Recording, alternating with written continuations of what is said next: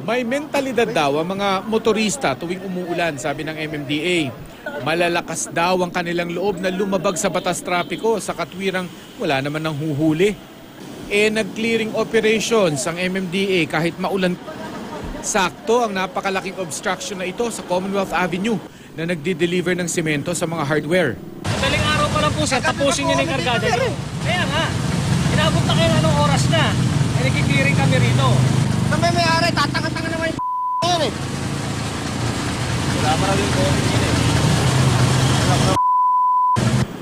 Nagtukod nga naman ang traffic sa Commonwealth sa laki na nakahintong truck.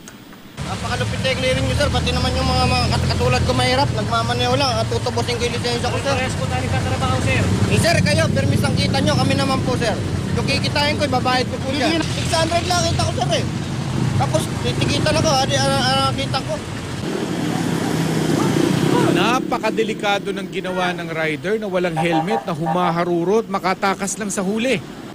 Tinikita naman ng ibang hindi nakaiwas sa otoridad. Taga dyan lang ako, sir. Bumili lang saglit ng kape. Malapit, malayo, bawal nga. Yes, sir. Bawal. So, tumayo ka na dyan.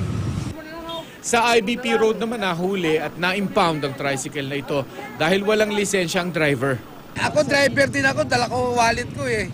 Kasi po ulan basa po yung wallet ko eh. Hindi balutin ng plastic. Saka malapit lang po kasi. Nasa IBP Road din ang maraming tricycle na suki ng MMDA sa huli. Bawal kasi ang tricycle sa main roads.